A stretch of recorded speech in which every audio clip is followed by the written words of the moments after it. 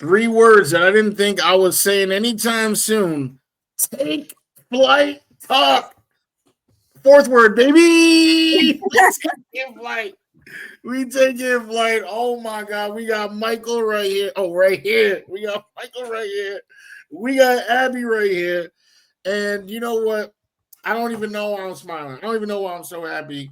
Because if you watch the Jets on Sunday, there was no reason to smile. But then again, I know why I'm smiling because I got these two right here with me.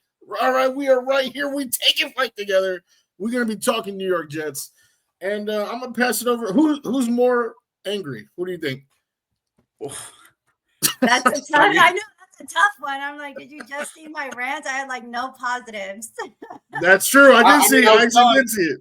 I was telling James there was probably only one positive I took from the game. So, I mean, I think I got more positives than you, so I think you could take it over. Well, in my head, I'm like, you found a positive? Abby, hit us with it. Hit us with the negative, and then Michael, you can hit us with that positive. I might have a surprise positive. Who knows? Okay. I mean, the game was.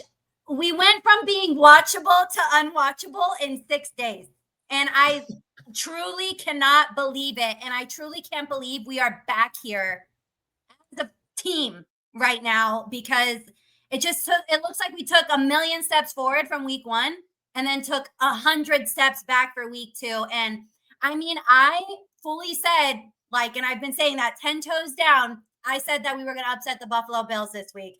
And boy, couldn't I have been absolutely more wrong.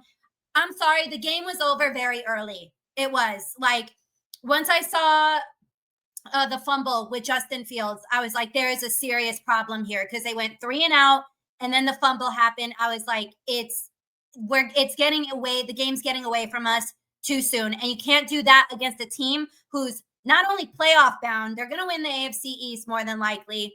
They're also probably Super Bowl bound at this point. And I was like, you did that already. What is that saying from Key and Peele? Is like, you done fucked up, AA Ron. We don't have AA Ron anymore, but that's literally what I was thinking of. But I mean, there were a couple of positives. I thought Cisco had a couple of nice defensive plays, one right before the half in particularly. And then we got the ball with like a little, like maybe a minute left and did nothing with it. And I was very happy for Jeremy Rucker, the hometown kid. I know it was kind of in garbage time, but I was still happy for him nonetheless because of his story and all of that. But I mean, we're taking flight. The New York Jets didn't take flight. They didn't even leave the tarmac at this point. So I'm just beyond frustrated. And I mean, I'm interested to hear your guys' thoughts. I mean, I'm not here saying the season is over, but man, oh man, did they just prove to us that it's going to be the exact same roller coaster ride the next, now 16 weeks. So, Michael, was your positive with the touchdown? Was that your positive? No, I have one. My 2 positives are it's a player and then it was a coach. Like the player was Briggs, the D lineman we traded for.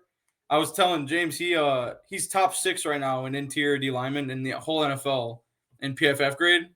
And I think yesterday he had a sack, I think 2 TFLs. Like he himself had a good game. I'm not saying our D line did because they didn't. And then I think a lot of fans in the moment were criticizing Tanner Enstrong and the way the offense looked. But I think if you go back and watch the film, I think Tanner Enstrong's offense is still a positive.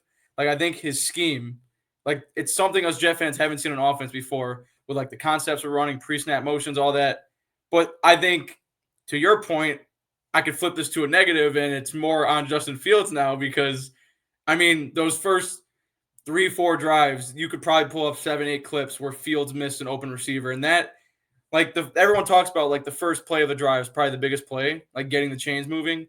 And there were so many plays where even with a clean pocket, he was just a second too late on a read, or that the big one was that dig route to Garrett Wilson at the beginning of the game. He missed him. Like being at 1st and 10 versus 2nd and 10 with our offense is a big difference. And that was something that kind of frustrated me is I feel like the whole discourse this whole offseason is who believes in Fields, who doesn't. And I'm not saying, I don't believe in him anymore. I'm not saying any of that. But, the facts are facts. We're 0-2.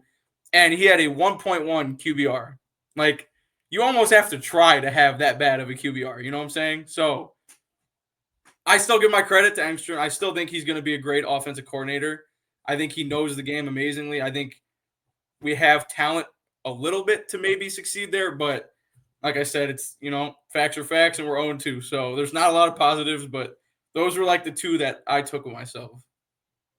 I feel like me and Wudi are like the biggest question. We've had the biggest question mark over Justin Fields, like literally the entire offseason.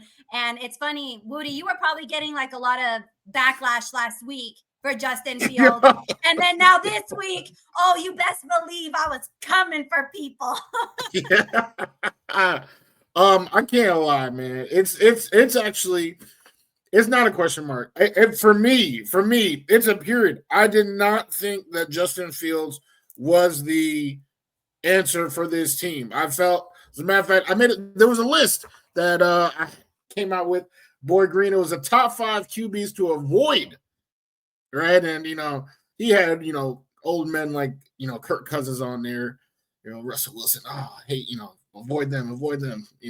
I was like, Justin Fields is the worst thing that can happen to this team, because before he even plays, you guys are going to be like, oh, QB of the future, the next Baker, the next Darnold, the next Geno, just throwing him all up into a bucket, of people that he don't even, really belong with.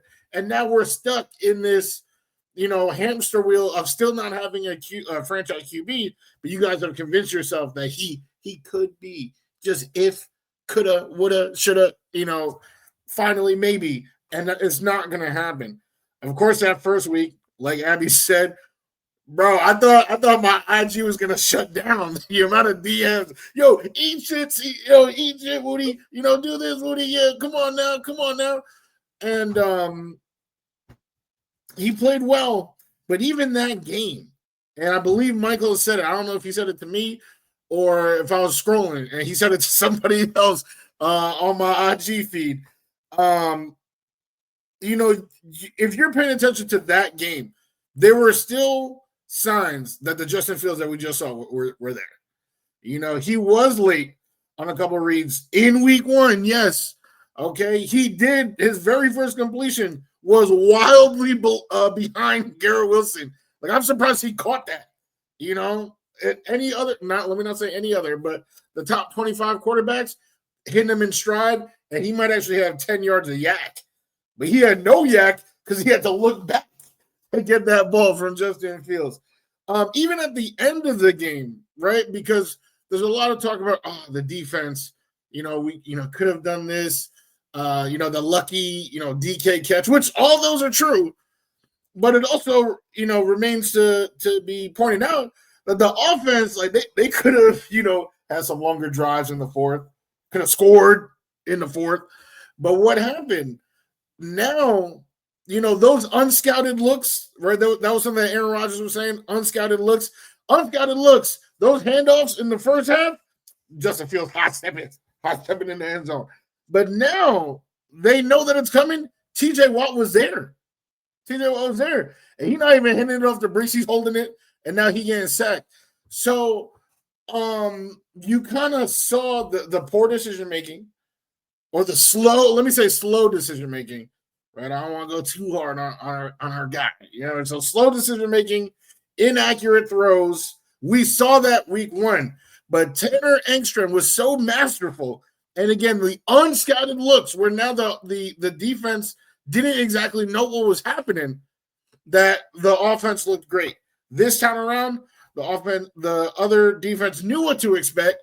They were there. They're in the right places. And I think Tanner did adjust. The fact that, we had to also throw, right? Because now we down multiple scores. We can't be doing all this, 7 runs in a row. No, we got to throw. And there are guys open every time.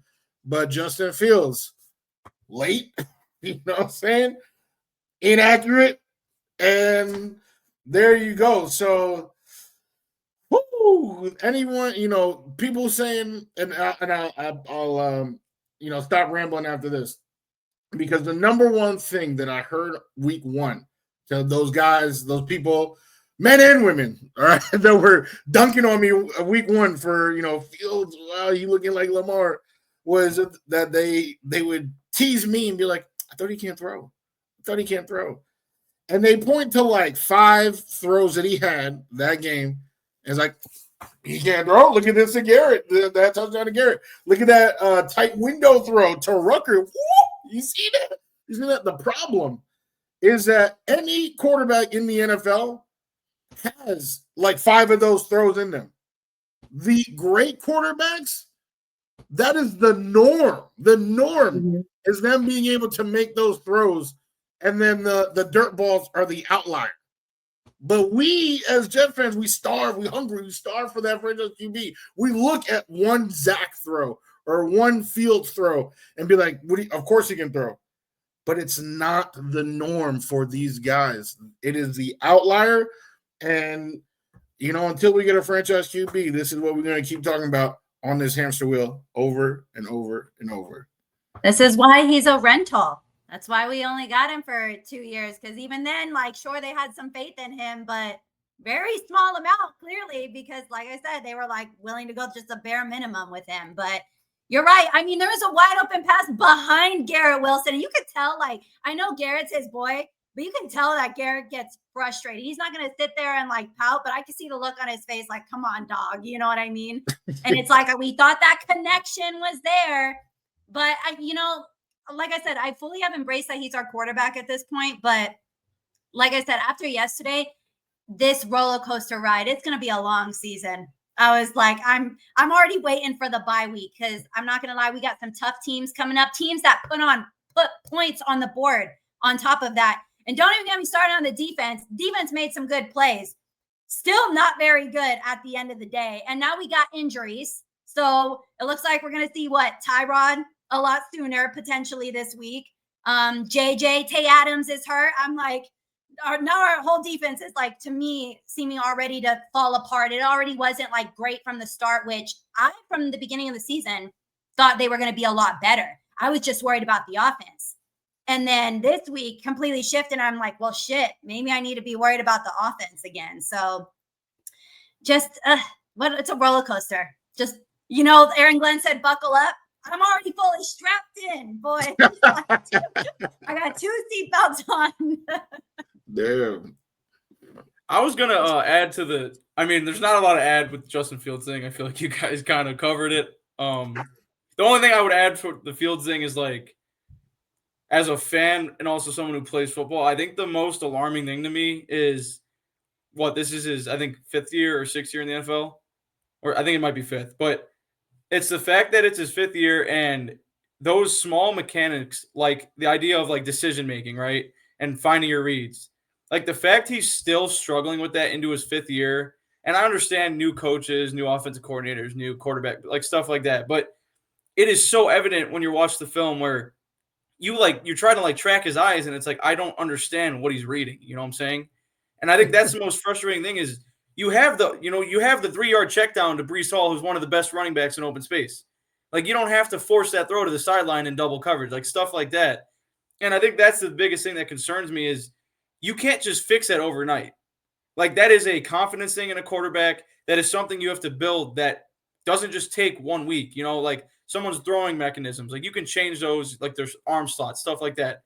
But when it's their vision and stuff, no quarterback, no coach, I don't care if he's the best coach in the NFL, he can't see what you're seeing. He can't, not in your head processing the defense you're reading.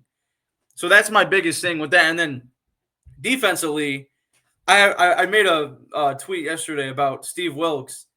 I was really happy when we got Steve Wilks. I know he was out of the league, but I liked what I saw from him previously.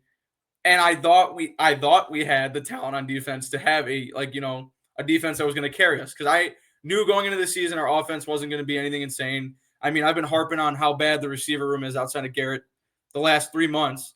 So I was going into the season fully expecting, we're going to rely on the defense. And I still firmly believe on paper we have it. But that's what I've experienced the last decade with the Jets. Is I go into every season saying on paper we have this. And for some reason, the Jets never execute the on paper stuff. So I'm going to stop saying that and just be, straight reality of it.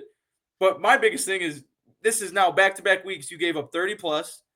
And the big thing I noticed with Wilkes is he doesn't – I made a video about it yesterday after we lost.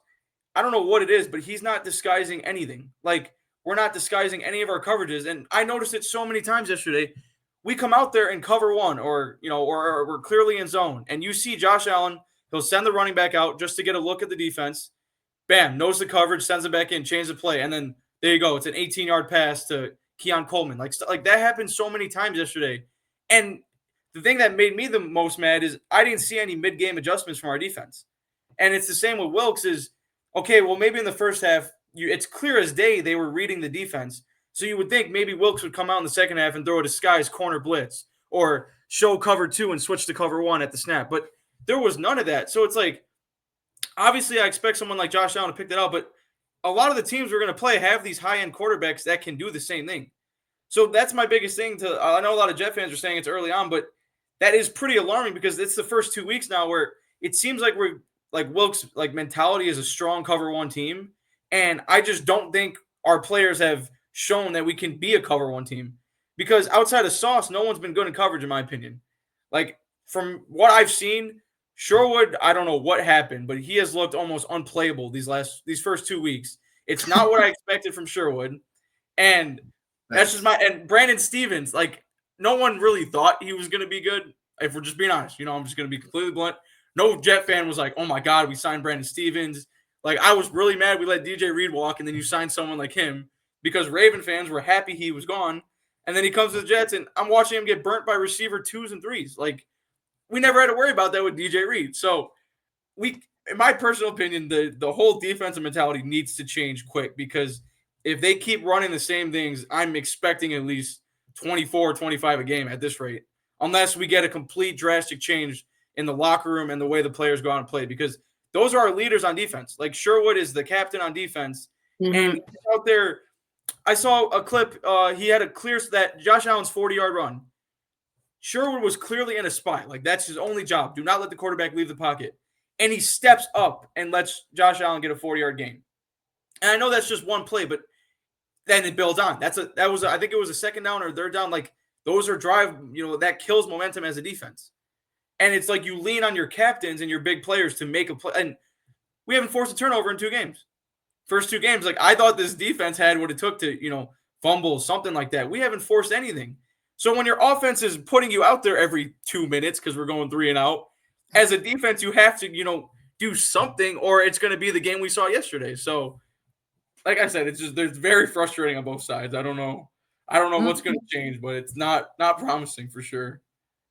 Michael Carter's even been a little disappointing as well. And I mean, I talked about it earlier, but it's like, can you catch an interception?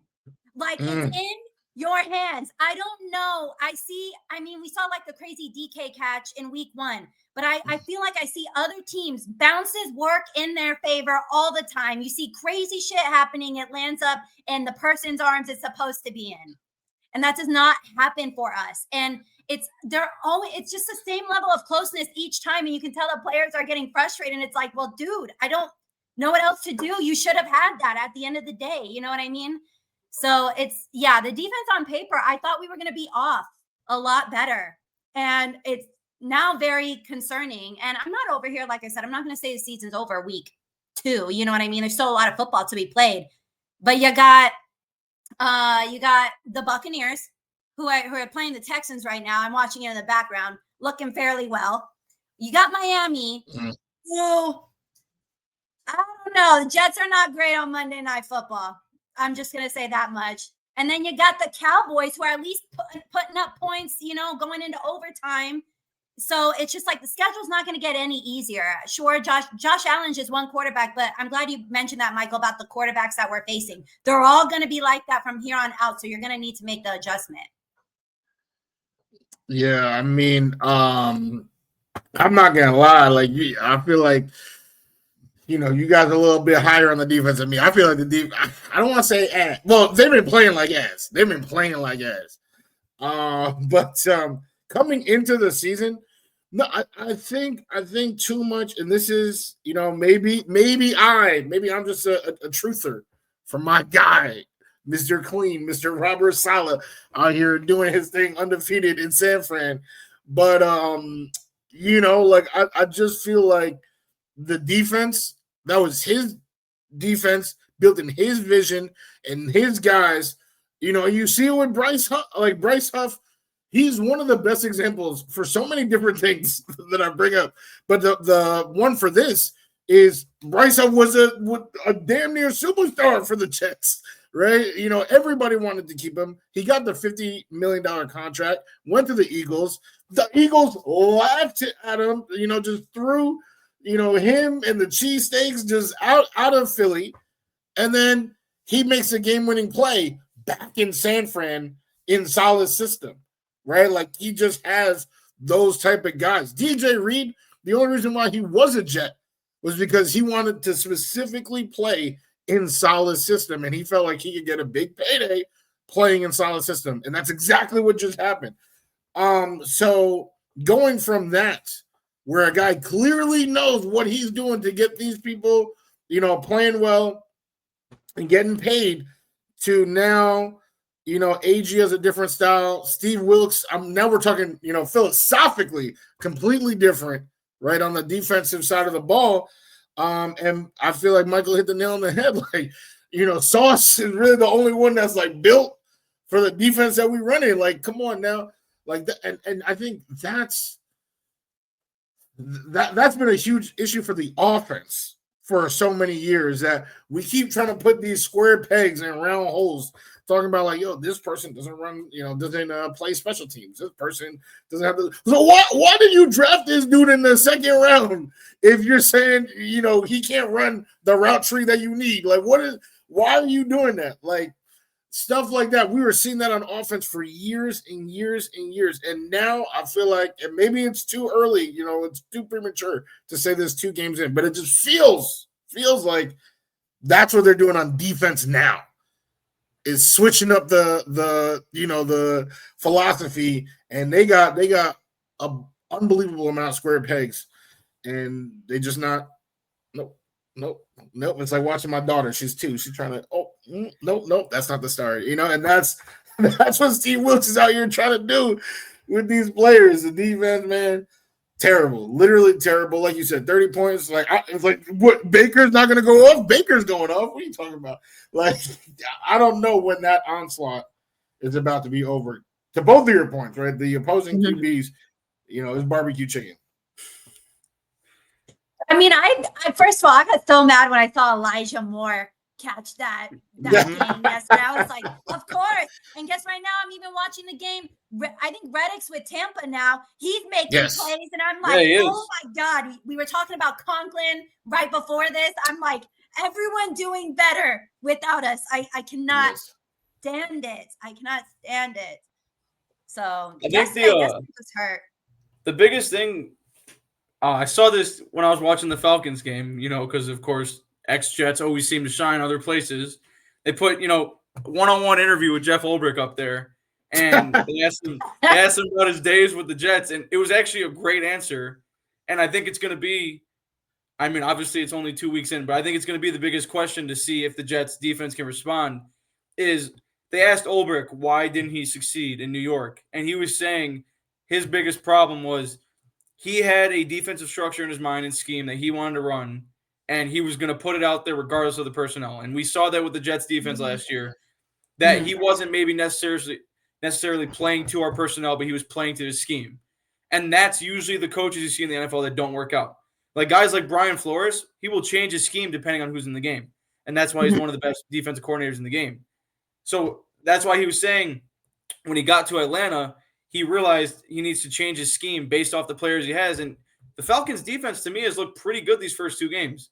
Like, I'm not going to say, it's a top 5 defense, but they look good. Like, he has them playing motivated. That's all you want from a defense coordinator. So it's like the way I see it right now with Steve Wilkes is the defensive structure he's putting out there for us is not playing to our personnel.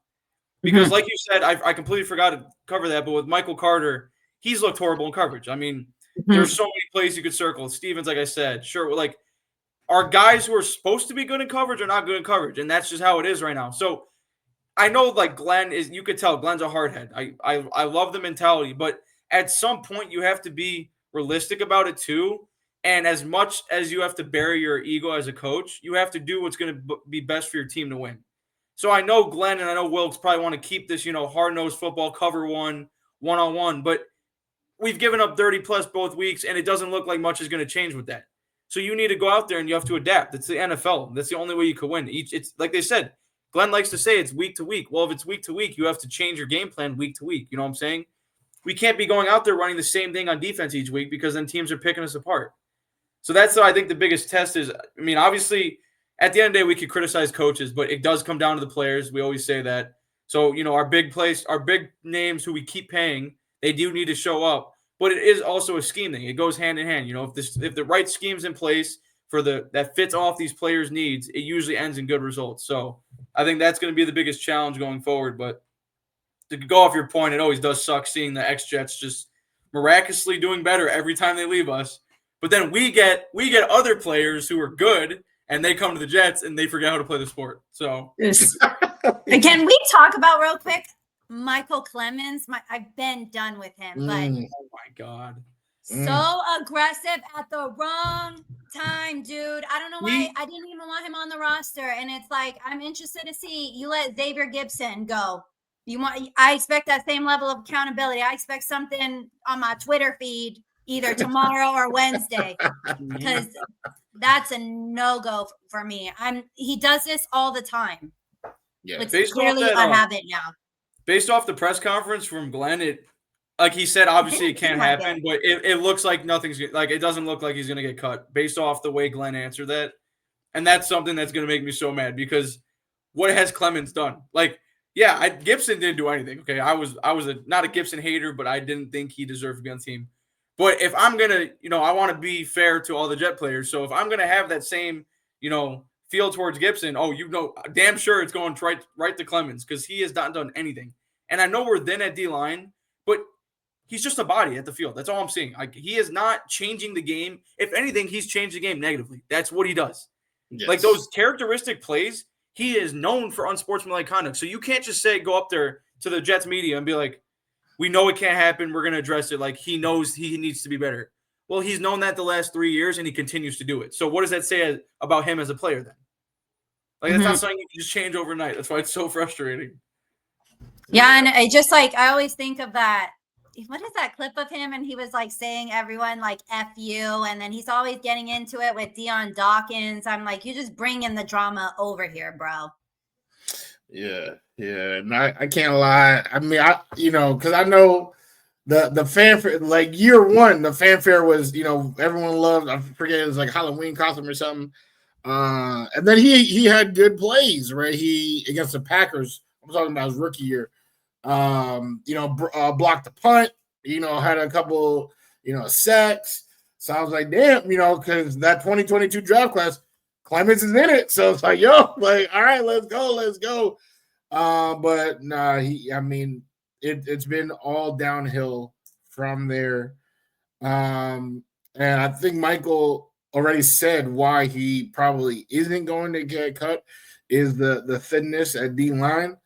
Mm-hmm. But get some Rogaine, son. Get something. Get some Rogaine. Because I don't think Clemens is it, man. I don't think Clemens is it. To your guys' point, he's been making mistakes nonstop. For me, the number one Clemens memory that asked me on my deathbed, do you remember anything about Michael Clemens? Was when he just jumped, belly flopped on the line last year. I forget who that was against, but he was just he literally had his hands up, he was going in the pool. That is my lasting memory of Michael Clemens. So yeah, if they can cut him, please come on now, take these scissors right here, cut this man. But I don't know if it's gonna happen. I want to pitch something. This might be the first time you're hearing it. Who knows? But I'll tell you this. All right. Week 1. All right. I had somebody who, it was actually the day, I was podcasting, and they announced live that Aaron Rodgers signed with the Steelers. And I said, Steelers are about to they're about to open up a can of whoop ass. You know what I'm saying? And one of the fans was like, nah, like, the Jets, obviously, right? We're Jets fans, so yeah, come on now. So we had $100 bet, right, that the Steelers are gonna win. The obviously, we know what happened with that game. But anyway, the most nervous I was during that whole process was when Justin Fields hurt his toe. Because I was like, damn, they're about to put in Tyrod. Yo, damn, let me check the ATM. Because here's the thing about Tyrod. Like, I feel like too many fans completely disrespect Tyrod. First of all, I have to look it up. I think he scored a touchdown in every single Jet game he's played. And I understand, like, it's garbage time. But these same QBs are not doing it, yo. Like, they you let them play the whole game. You let the Zach Wilsons of the world play the whole game, the Joe Flacco's, and they still not scoring a touchdown. He scores touchdowns almost every time he plays. Okay, he's an accurate quarterback. And unlike just about any quarterback we've had, besides like Aaron, his internal clock is not off, right? Like, he knows when to get out of the pocket. Like, that's one of the biggest things is that you see Fields holding on to the ball forever. And this guy, he knows when to go. So now you're talking about better accuracy, probably the same size arm, still mobile, and knows when to go. I might be the first one saying this, but I don't know if we still going to be winless after this week. I'm saying Ty God. It's Ty God season, y'all. You guys, or not you guys, but I'm saying the fans, they literally act like he is Black Tim Boyle, which makes no sense to me. He's literally never been that. He usually starts out as the starter because he is talented until, some sort of hijinks gets punctured in the lung, some sort of banana peel, one of these things. But he is a very talented, very level-headed player. And now that he most likely is starting for the New York Jets, this right now is the most hype James Wudi has been for a New York Jet game. I'm pretty sure I think I could find it. Last year after we played the 49ers. So Tyrod came in that last drive of the game, led the Jets down the field, scored a TD, and I'm pretty sure I made a video. And I was never a Rodgers, like, I'm not going to say I was a Rodgers hater, but I was never a supporter. Like, I was kind of 50-50 because of the way I've seen Jet quarterbacks play. So it was kind of a thing like now where it's like, prove it to me, right? So I made a video where I was like, just me being a football fan, I did not see a drastic difference between Tyrod Taylor and Aaron Rodgers. That was what I saw with my own eyes. Everyone's got their own opinion. And I said some of them are bad ones. The day Justin Fields hurt his toe, I made the same video, and I said to Jet fans, I said, you cannot call me crazy for saying that if we walk out on that field with Justin Fields and if we walk out on the field with Tyrod Taylor, it is a drastic difference at quarterback. Tyrod Taylor is a veteran in the league. Like you said, he is one of the smarter quarterbacks. The only flaw I've seen in his game the last couple of years is his injuries. The only thing that's prevented him from being a starting quarterback in this league is injuries. He has proven he's a good quarterback. It's just he doesn't have the durability to get through it. So I don't see a lot of flaws in his game where it's like, oh my God, if he goes out there, turn the game off, I'm not even watching. Like, you want me to be honest, after watching last week, I'm happy to go watch Tyrod with the offense because, like you said, Woody, he looks good, and every time he's came in for the Jets, he looks like a competent quarterback. And yeah, I know he might be against the backups, but it's still NFL players. Like, you're still in the game, and it's almost like every time the Jets' actual offense, who's ever in a quarterback. Last year it was Rodgers, this year it was Fields. They go out there and they stink up the whole game. Offense is not moving the ball. We might convert 1/3 down the whole game. And then here you go. Here comes the backup quarterback. Boom, first drive, Tyrod Taylor. I think Tyrod Taylor's first play in the game or first drive was a 20-yard completion to Garrett Wilson. Garrett Wilson had 15 yards total with Justin Fields that game. So it's like there's not that big of a drop-off for me to be like, oh, I'm actually curious, how is Tyrod Taylor going to look? And just knowing, like, the way he carries himself, like seeing it through, social media, like, I know he's a great man. Obviously, I think he's probably, fuming at the idea of this is a great moment for him. Not that he's going to win over the QB1 battle. Like, yeah, Fields is going to get his chance to redeem himself. But, it is a good chance for Tyrod to come out there and be like, show Jet fans, I'm not that far behind QB1 right now. You know what I'm saying? Like, I think a lot of Jet fans were under the impression, oh, it's Fields at the end of the day. But no, Tyrod can still play. And I'm really hoping those words don't come back and bite me next week. So I'm just going to leave it at that for now. But I hope Tyrod, proves me right. I don't care as long as the offense was moving the ball better than they were. Like, it couldn't have gotten any worse yesterday at all. So in my head, I'm like, you could have thrown him in there at the half and I wouldn't have blamed you whatsoever. Because you could just tell, like, again, we talked a little bit about Justin Fields and like mentally, like his mentality and the confidence. And you could tell it just was absolutely depleted. And you saw that after the fumble, and then you saw it on the drive after. Like, you could have redeemed yourself. And you could just tell, like, he's not going to throw a fit on the field, but his eyes just look like nothing is going right. And that it projects out onto the rest of the offense. You could just see it in everyone's eyes. They were completely depleted. And then the defense, of course, you already know they were on the field half the time. But Tyrod, I've always thought he was a good quarterback. He's swaggy. I like him on social media. I love his little fits. He's always very goofy, and I just don't think he's going to lead us to the promised land.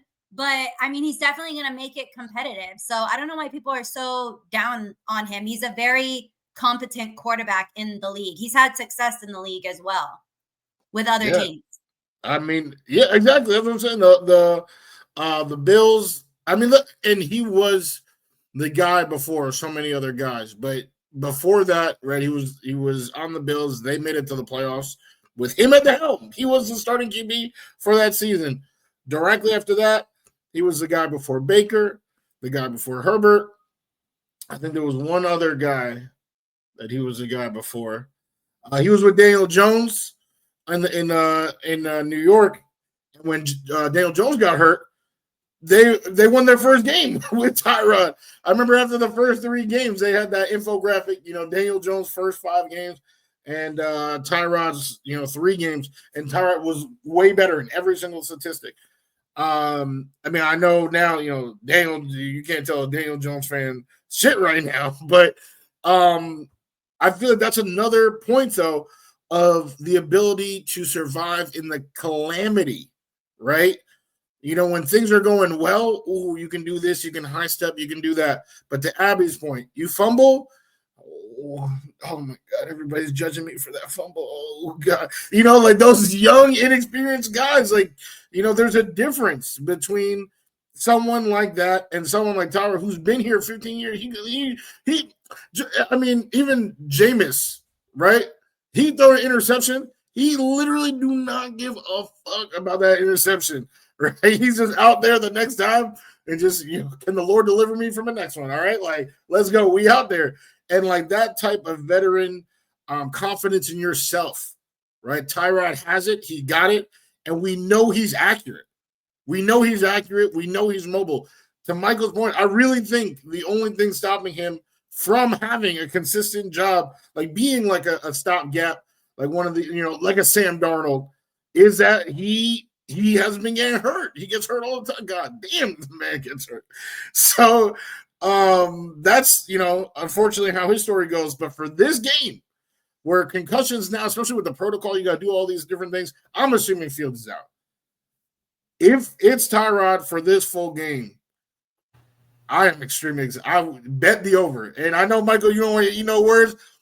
I'm telling you right now, bet the over. It is Tyrod season. It is time. It's time. And all we got to do is hope that he don't get hurt that game, because that would be crazy. And I don't even QB3 is Brady Cook. No, we can't have that happen. So all I gotta say is that it's Ty God season. I'm fully believing he will be the QB1 this week, and it's about to be a shootout. Pew, pew, pew, pew. Shootout. Tyrod versus Baker. It's game time, baby. Garrett with 2 tutties. Yes. That's what I'm saying. Bet the over. Tyrod.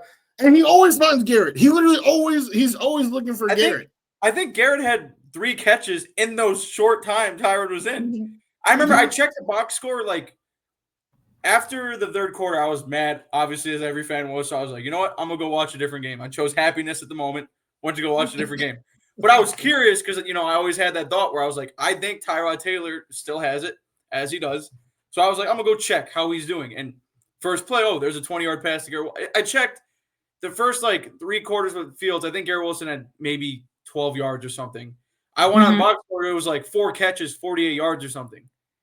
It was almost like Tyrell maybe was force feeding him, but that looked like Garrett maybe had a normal game in that short time. And it's that's my hope and I fully believe it too. If I have to go back on him, I'll be a man, I'll be accountable about it. But I do think, like what he said, this is going to be a shootout. I think Tyrod has the belief in himself. And I saw there was a couple plays where, you talk about body language, Abby, you were talking about where, the quarterback, no matter if they want to take on that captain role or not, or leader role, they are the leader of the team. They're especially the leader of the offense. So, I saw, for example, this is, J.J. McCarthy with the Vikings.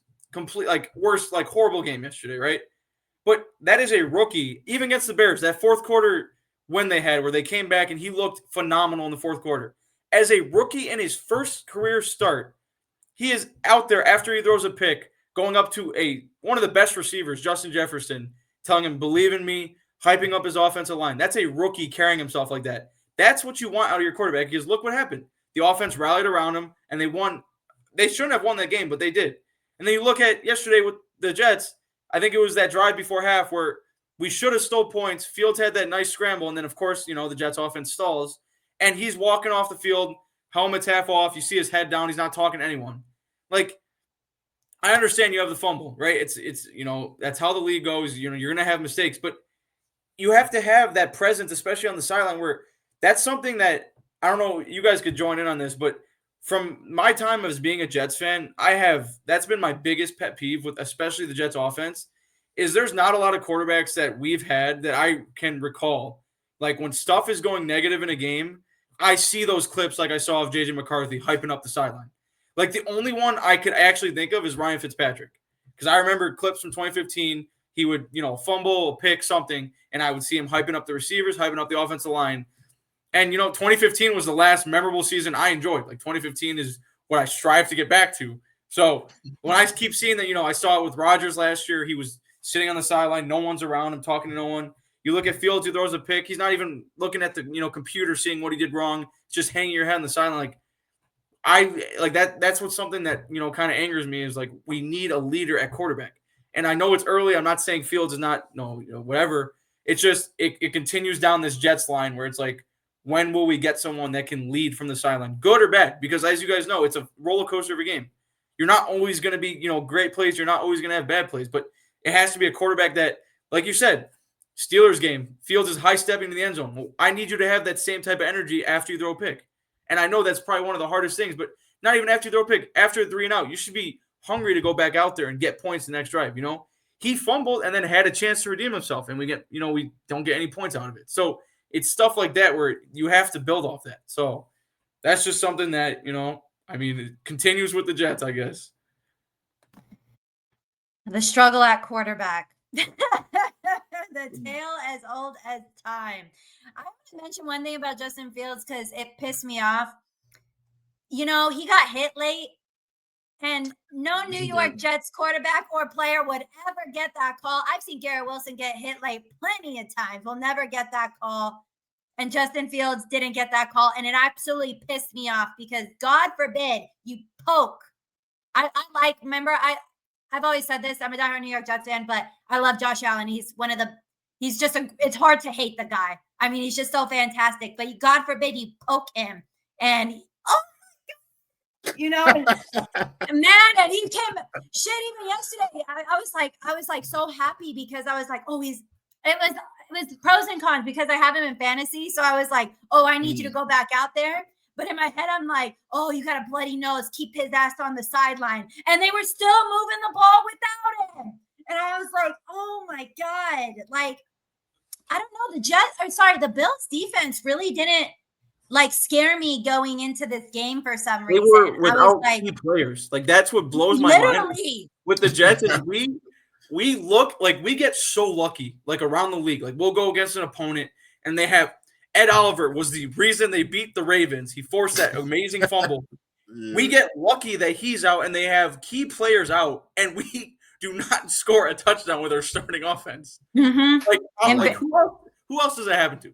Like, who And then else? No, Cook, just us. I promise. Cook looked like the best running back in the league yesterday. I was like, there's no way this guy has 2 touchdowns. You got to be kidding me, Bro, bro. he killed me in fantasy. Killed me in fantasy. The Well, and I crazy had thing- Josh Allen, and I'm like, well, if you're going to have it be a blowout, I mean, throw like 6 TD passes at least. He got me a whole like 11 points. And I was pissed off because the person I was playing, she had Joe Burrow. And I was like, Oh. I was like, this is going to be fantastic. She had Neighbors, though. And I was like, it's done. Dude, neighbors had himself a day. Hey, you know what? Well, I not gonna started go on this. Brees Hall yesterday, too. And there was a point where he had negative points. I started Fields at quarterback. Oh, that was that's I had Fields That's on my not- bench week 1, and he puts up 30. So all my friends were like, "Why would you draft him if you're not going to start him?" And I was like, "You know what? I was wrong. I'm going to start him.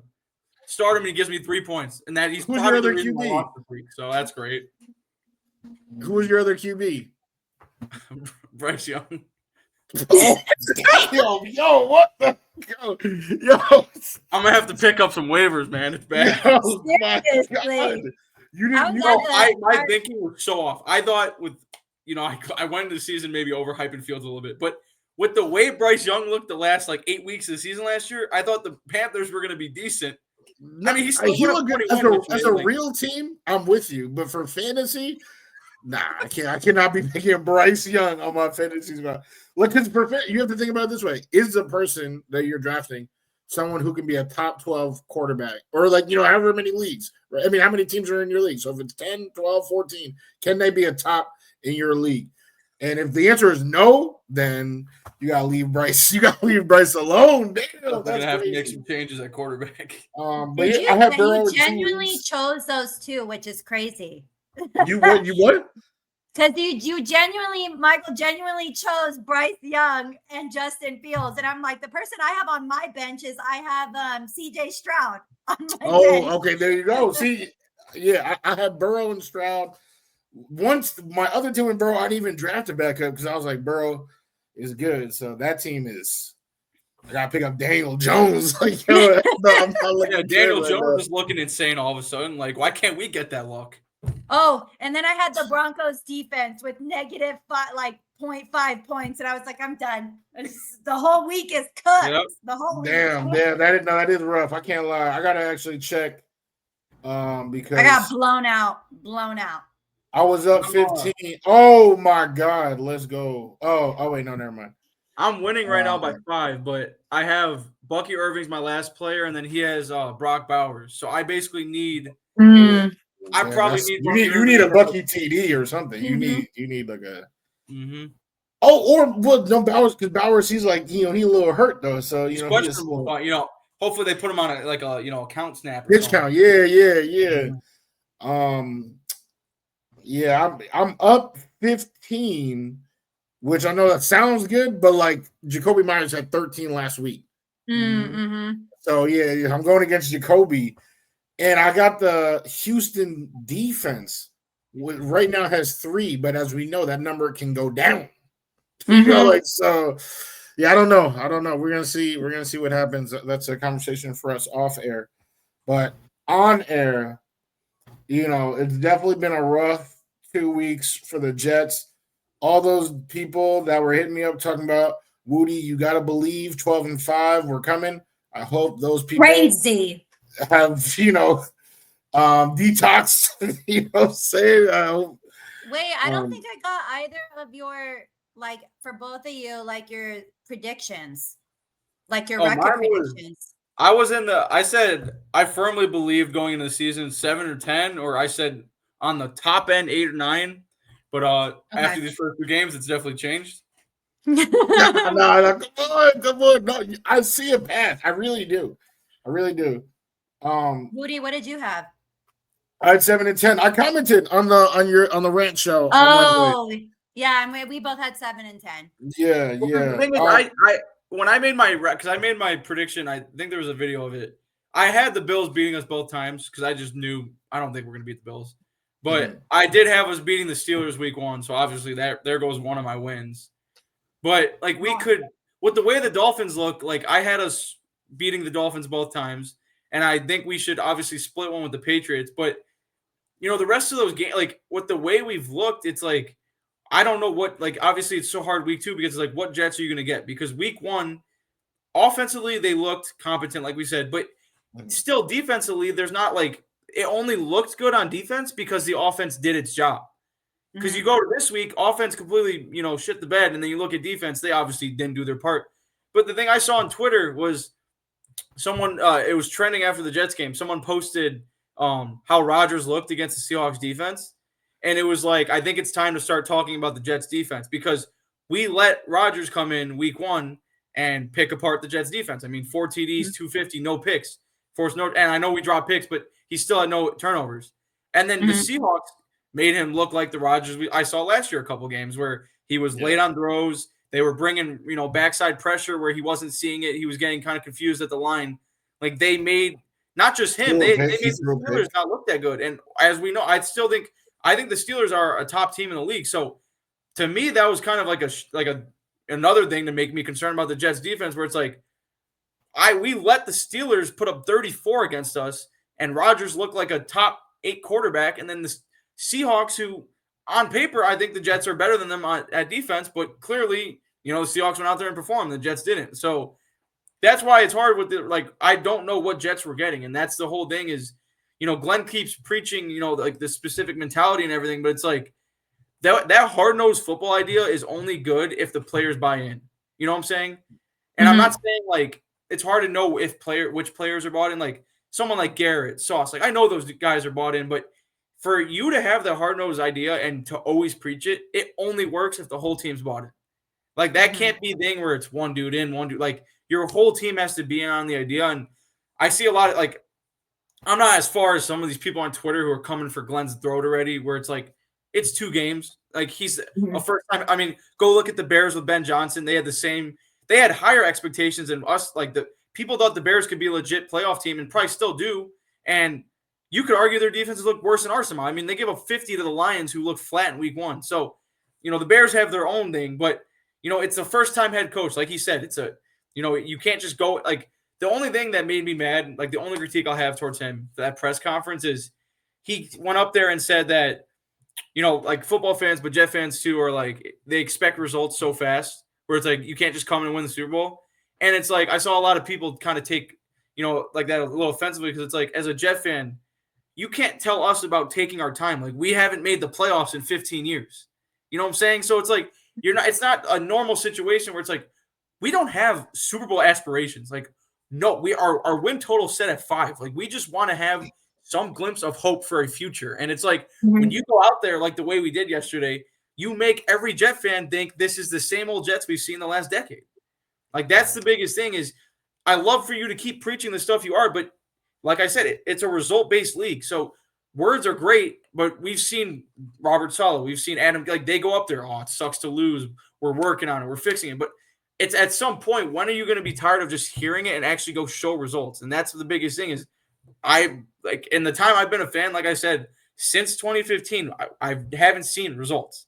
It's been the same kind of process of we lose, we address it, players are mad, players are saying we're working, we put a good game plan together, go out there flat foot, you lose again. It's like the same cycle, and it's like us fans, we're not impatient, but it's like we've been through the same thing every year that it's almost hard for us to get on board now until you actually show us.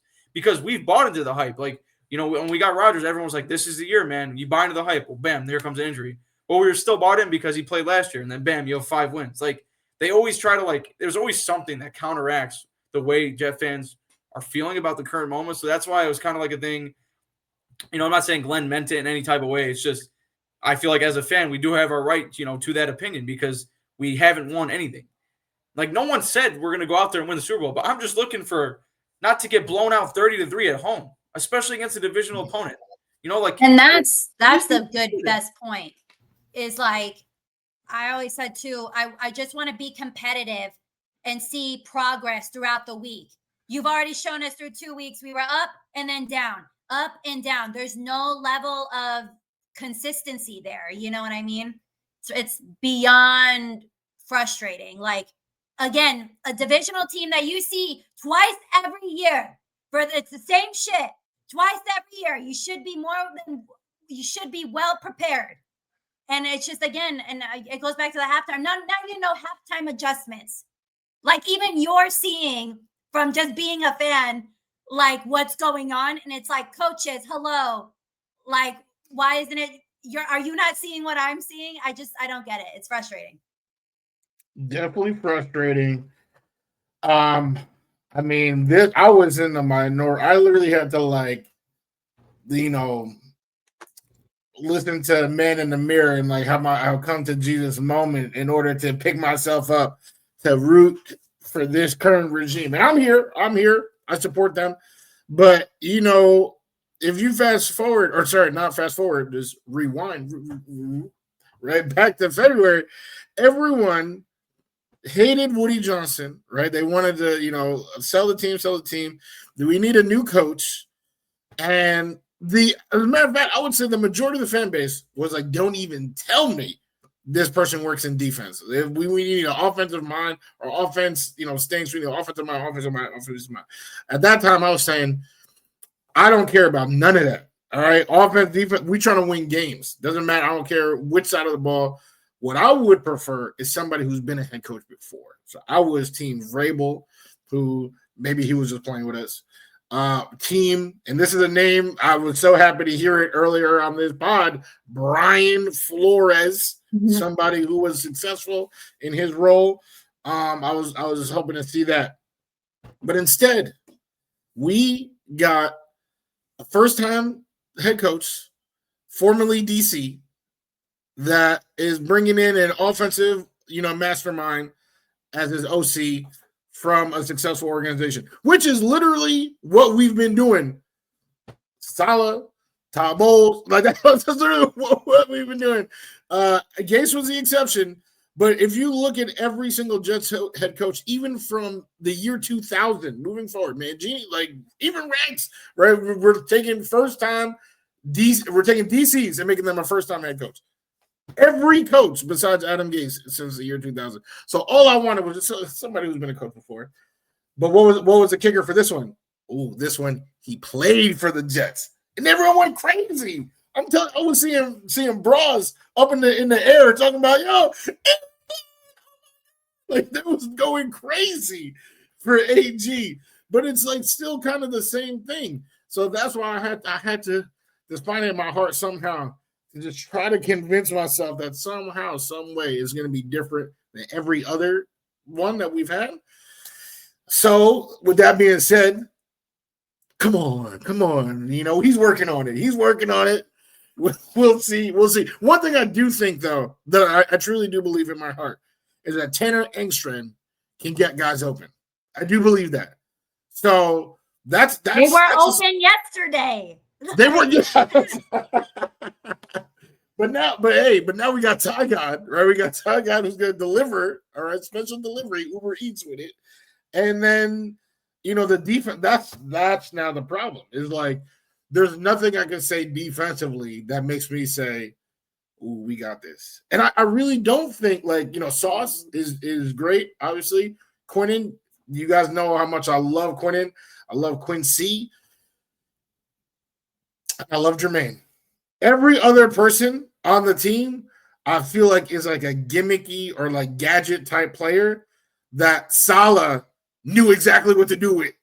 And AG is like, you seen that meme of like the dude, he's like standing in front of like all the wires, just like, yeah. I feel like that's AG, like looking at like Michael Carter and like, because think about this.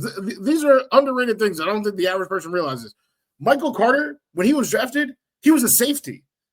Jamie Sherwood, when he was drafted, he was a safety. Robert Saleh looked at these dudes, these late round picks, and turned one of them into one of the best nickel corners in the entire league, and turned the other one into the NFL league leader in solo tackles at the linebacker position. He was finding coal and squeezing them into his own diamonds for his scheme. And now AG is out here, and he's like, "Oh yeah. Yep. Look at the tape, look at the film." But he don't know So, when people talk about that defense and you talk about the accomplishments, yeah, the accomplishments are there. But moving forward, like, who do I feel comfortable with as a building block? Quincy, Sauce, and I said somebody else, Jermaine. Everybody else, I feel like, we're going to have to see how they fit. I mean, I can agree with you right there. I'm just so down. I'm like, I'll be down bad till like Wednesday, to be honest. I'm very. Just wait till you get the official Ty God announcement. They be back up. We back. Well, and then I went to the Cardinals game yesterday against the Panthers, and I was like, they. It's just crazy in my head. I'm like, after seeing the Jets game, I'm like, what a treat to see good football in person. You know what I mean? I was like, and the Panthers, they kind of came back at the end. I was like, they did. And I was like, Hubbard saved me with that last little TD at the end. Thank God. Bro, no, I needed because that was in my survivor pool. I needed the Cardinals to win. I was like, they better calm down with this comeback. Mm-hmm. I was a little scared, but y'all pulled through. And Tet was fantastic. He's on my fantasy team. Over 100 yards yesterday. Yes. I was very happy to be there. I wanted him to have a TD so bad so I could say like I saw his first TD in the NFL, but it's okay. 100 yards will do. It's fine. Yes. Well, definitely. We definitely took flight tonight. I would say, damn, we've been itching for this. This is the first time, but definitely won't be the last time that for any of you watching this video, wherever you may see it, see James Wudi, Michael, and Abby all on the same screen at the same time. We will be talking Jets. And you already know it's therapy. It's therapy to just get it off our chest, right? We were all here just, in the circle, in the triangle, if you will. Right? Getting things off our chest, talking Jets. Anything else you guys want to say before I charge you that copay for the therapy? The copay. I mean, lots of football left to be played. I'll still be saying go Jets until the end of time. So I'll still be watching the game. We could be getting blown out. We'll still stand right in front of that TV screen till those clocks hit zero till that clock hits zero in the fourth quarter. But like I said, we have a chance against Tampa. We really do. But it's like, I don't know who's going to show up that day, but go Jets per usual. Same thing here. I mean, it's all I'll say is it's a lot different starting 0-3 and 1-2. So, I'm hoping for the best. Well, with that being said, in Ty God we trust. I'm telling you right now. Leave me in Ty God. You guys aren't ready for this. I'll tell you right now. All right. We take in flight. Until next time.